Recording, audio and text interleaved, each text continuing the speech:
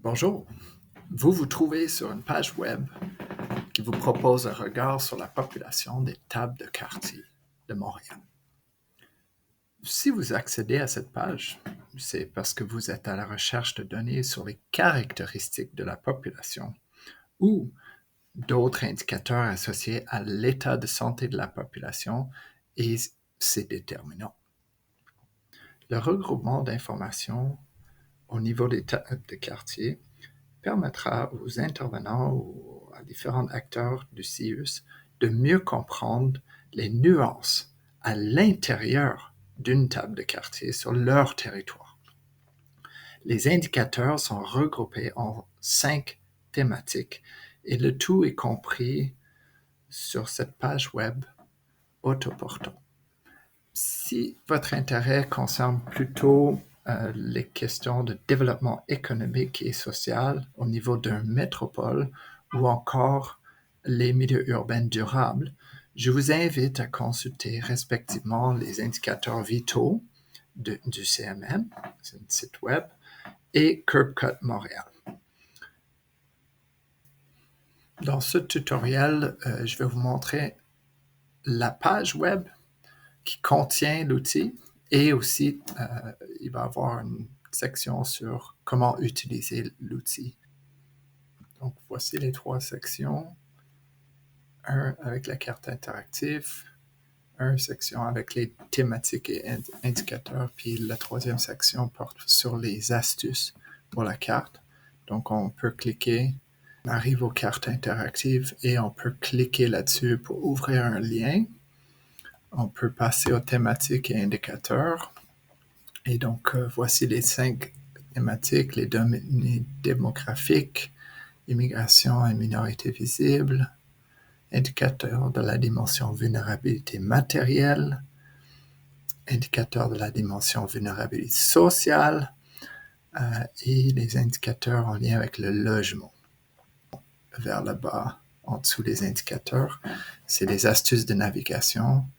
Et puis, donc, pour chaque section de l'outil, il va y avoir des captures écran qui expliquent avec le texte, donc les contrôles, les symboles, les filtres, comment arriver à faire des sélections par territoire, etc. Et finalement, comment imprimer. On retourne aux cartes interactives, on clique, ça va ouvrir une nouvelle fenêtre.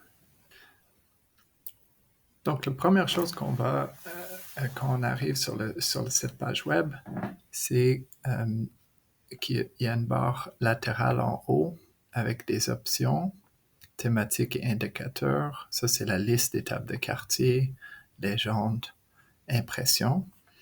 Ici, en milieu, il y a les boutons qui permettent de faire des zooms, zoom à l'intérieur. Et avec la main, on peut aussi faire bouger la carte. Il y a aussi la boussole, mais on clique à droite sur le souris. Ça, c'est lorsqu'on veut faire des impressions. Et puis, il y a une barre latérale ici qui contient la légende avec les indicateurs. Et en bout, il y a une section information. Et puis, attention, lorsqu'on arrive, si aucun territoire est sélectionné, les valeurs par défaut sont pour l'ensemble de Montréal. OK, 2 millions de personnes, 300 000 enfants, alors que ici, ça dit CDC de la Pointe région. Donc, il faut, pour que cette section fonctionne, on doit absolument sélectionner une table de quartier. Comment? Donc, on va aller à la liste. On choisit mettons le CDC de Rosemont. C'est le numéro 5. On va taper ici, numéro 5. On clique le bouton touche retour. Ces messages ne sont pas importants. On fait juste cliquer sur la carte. On peut fermer ça. Et puis là, l'information se met à jour ici. Donc, le territoire de CDC de Rosemont a une population de 87 000, dont 12 000 enfants. Et on peut agrandir. On peut jouer avec le boussole pour aller vers le nord.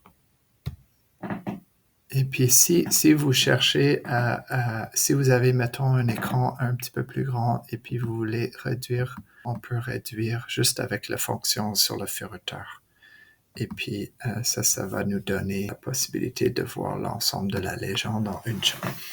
Donc, pour Rosemont, on veut choisir notre indicateur, on cherche à répondre. Donc, pour l'instant, c'est afficher le nombre de personnes à faible revenu fondé sur la SFR et la proportion de personnes à faible revenu. Mais mettons, nous nous intéressons à des indicateurs plus sur la dimension sociale. Donc, comment ça fonctionne? C'est qu'on va activer avec le bouton coche. Donc, ils sont activés déjà. On ouvre.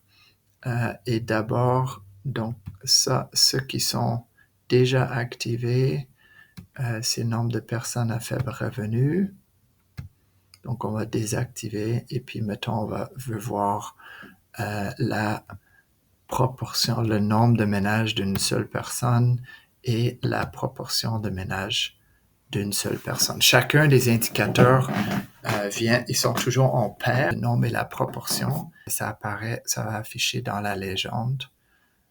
Et là, on peut ajuster un peu pour faire mettons, on arrive au moment où on veut faire.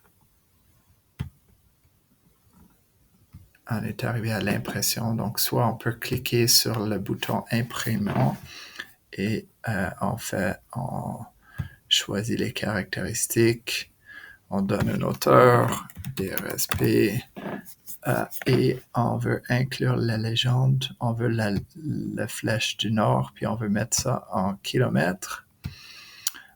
Et puis là, on donne un titre, test, CDC Rosemont, et on fait impression. Puis l'autre façon d'imprimer pendant que ça roule, c'est juste utiliser l'outil de capture écran, puis juste prendre l'ensemble du capture écran, puis sauvegarder en format en bonne qualité, un PNG. Dernière chose que je voulais vous montrer, c'est l'option de changer le fond. Donc ici, on peut mettre imagerie satellite si nous voulons. Et puis dans le fichier, le niveau des couches géographiques, si on retourne, on peut ajuster la transparence. OK, donc ici, on ajuste légèrement pour voir. Et puis là, après, on peut zoomer sur un quartier en particulier. Si c'est pas pour impression, mais si c'est mieux, juste pour mieux comprendre c'est quoi le type de forme urbaine. Fait que ça fait le tour de choisir une table de quartier, de ajuster la carte pour impression, ajuster les fonds